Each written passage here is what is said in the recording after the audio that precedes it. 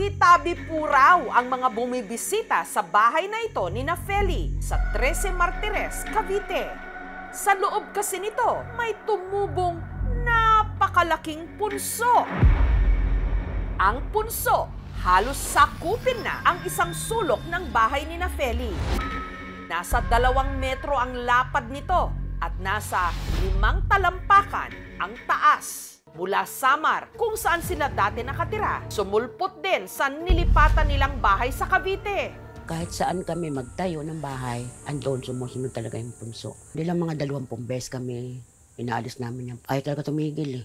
Kaya ang punso, ginawan na lang nila ng sariling kwarto para wag daw silang gambalain ng mga pinaniniwalaan nilang nakatira rito, mga nuno.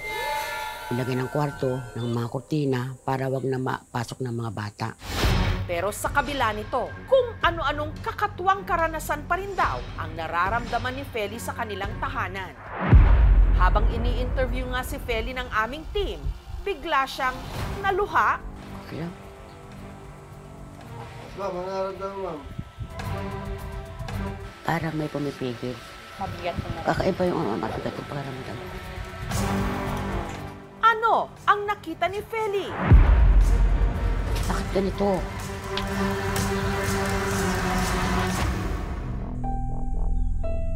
Nagsimula raw ang mga kakatuwang karanasan ng kanilang pamilya sa dati nilang bahay sa bayan ng Daram taong 1996.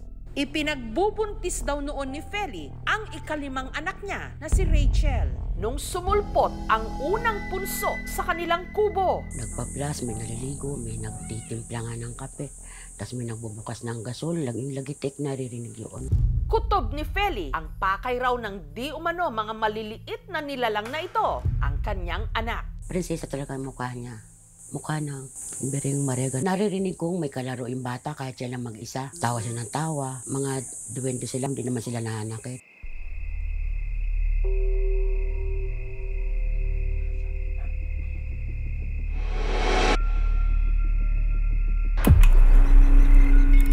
Gusto nila angkinin yung anak ko. Kaya hindi nila tinigilan dahil yun nga yung nagustuhan nila. Para ilayo si Rachel sa mga di umano nilalang na kumukursunada sa kanya, sina Feli nag-alsa balutan. Lumipat kami doon sa Katbalogan. Ayun, pagdating namin doon, ang ganda, ang lusog-lusog ng bata, ang ganda-ganda ng katawan niya. Bigla-bigla lang nagkasakit. Dinala na nga sa ospital. Walang makit ng sakit yung doktor. Sabi nga ng albularyo, may nag-aalaga raw doon sa bata. Hanggang sa nangyari na ang kinatatakutan ni Feli, ang anak niyang si Rachel, binawian ng buhay. Doon namin naisip na nagalit nga daw yun nang umalis kami doon. Nalis daw yung bata. Kasi parang kanila daw yun eh. Inaangkin nila yung anak ko. Para makalimot, sina Feli muling lumipat ng bahay, Cavite. Pero tila hindi raw sila tinatantanan ng mga tinatakasan nilang maliliit na nilalang. Sa kanila kasing kubo, may sumulpot muling punso. Di inalis nga namin ni Mister. Pilit na tumutubo pa rin pilit. Pakita sa akin sa panaginip. Ang sabi sa akin, bakit daw kami umalis doon sa Samar? Bakit daw namin sila iniwan? Hanggang sa hindi na lang daw sa panaginip ang mga ito nagpakita. Nakipag face to face pa di umano ang mga ito kay Feli. Ano po yung itsura? Mahaba ang tenga, walang buhok. Parang ang kulay niya parang medyo madilaw. Ang mga kakatuwang karanasan ni Feli, ipinaalam niya sa kanyang mga anak. Dinededma ko lang po nung nagkasakit siya na parang mabaliw na siya. Sa ano lang sa isip niya, kung ano lang nasasabi niya. Kaya hindi ako naniwala. Pero kalaunan, tila nakumbinsi na rin si Corazon. Simula po tumira kami dito para pong laging may sumusunod sa amin.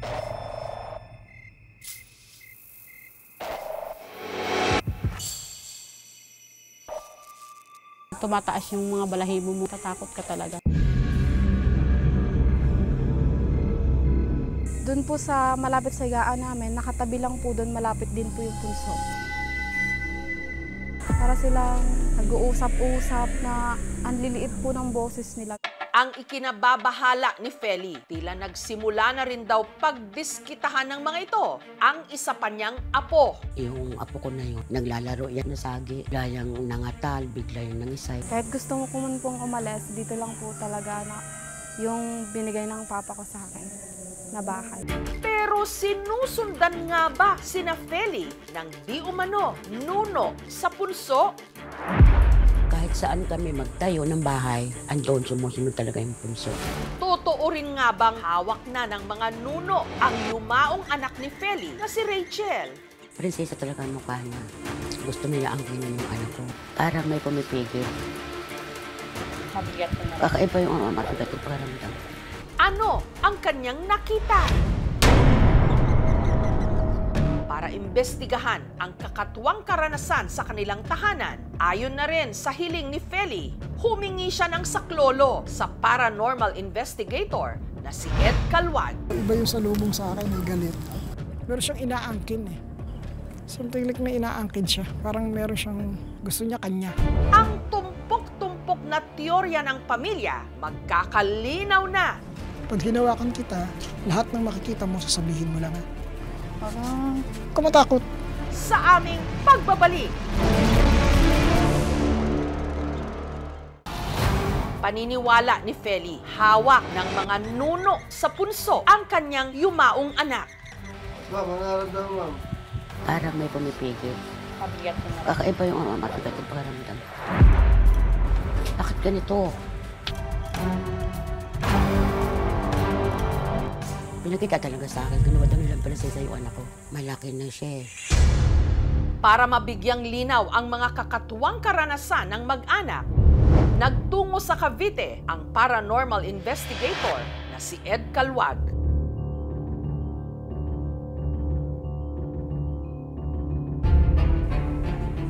Galit ito. Iba yung salubong sa akin, ay galit. Meron siyang inaangkin eh. Something like may inaangkin siya. Parang meron siyang gusto niya kanya. Hindi siya taga rito. Hindi siya original na nandito. Opo, Sumama lang sa inyo to. Opo, totoo po yun. Totoo po yun. Pati mukhang ikaw ang sinusundan eh. Ba yung pitik sa ulo. Galit siya dahil umalis kayo. Ayun po. Meron kayong hindi pwede na inaano. Sigurado meron kayong napagkasunduan ito. Hindi mo lang maano sa kahit sa panaginip mo. Iniwan nga po namin sila. Kaso, may sinasabi kasi siya na Ano po sa? hindi niyo daw po sila pwedeng iwanan. Kasi, may pinangako kayo. Na yung totoo, sabi niyo sa akin. Sa panaginip niyo, hindi niya kayo niyayaya sa lugar niya. Yayaya po. Sinasama niya kayo. May mga ipinapakita sa inyo, no? Bali, binibilin niya po ako sa pamilya ko. Pinapalit kayo. Opo. Pinapalit kayo ng ginto. Oo. Opo. Ang una po muna ang gusto nilang kunin. Yung pong ma'am si Nika. Yun ang gusto nilang makuha. Pabangkin ko po. Apo ko na po yun. Ako po ang lumalaban. Ako po ang kumukontra sa kanila. Hawak ka dito. Hawak ka dito, te. Nakakot po ako. Hindi, hawak ka lang. Ako bahala sa'yo. Humawak ka.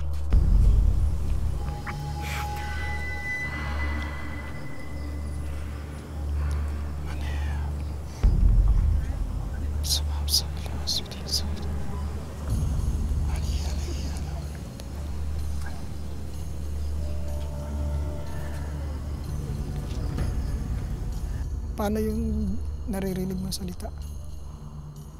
Parang malaking boses po na paano lang, malaking boses po na hindi ko po maintindihan. Pero iba yung lingwahe. Tama ba? Opo, opo. Te, ang sagot mo hindi. Po, Sabihin mo hindi. hindi po pwede, hindi. Lalamig lang po ako. Tama pa yung bato ko. Totoo nga po bang hawak po nila ang anak ni Mama Feli? Posible po yun. Itong katawan natin na tao, itong katawan natin, itong corporeal, hindi ito pwedeng makapasok sa kanilang mundo. So yung kanyang spirits, kukuhanin nila, dadalhin nila doon sa kanilang dimension at bibigyan ng panibagong katawan. So tayo naman ngayon ang nag-o-open ng kontrata o kasunduan sa kanila na pakikiusap na sana tigilan na nila. Ngayon at least naging malinaw na kaya pala ganito ang pinagdaanan namin. Salamat ng marami kay Sir Ed. Sana po hindi na po kaming kambalain. Pero sa punto de vista ng siyensya, Ano nga ba ang laman ng tumpok na lupang ito? Termite kasi natural lang naman yan na nagagawa ng kanyang colony. So nagkataon lang sa lahat ng nilipatan niya siguro, merong nagbuo ng mound. Sa nangyayari kasi sa mga taong may trauma, naghahanap sila ng dahilan kung bakit nangyari yung mga bagay-bagay na yon. So minsan, sa paghanap nila, kumakapit sila sa isang bagay na parang mukhang imposible. Like yung nakikita na dahilan kaya namatay ang isang kapamilya dahil doon sa punso. Sa kabila nito, si Feli wala raw planong gibain o sirain ang punso. Sa ganitong paraan lang din daw kasi niya nararamdaman na ang yumao niyang anak pirmi pa ring nandyan lang sa kanyang tabi. Mahal na mahal kita, Rachel. Sobra. Mahal na mahal kita. I miss you.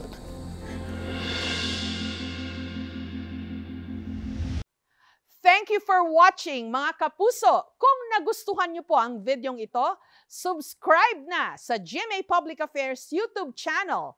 And don't forget to hit the bell button for our latest updates.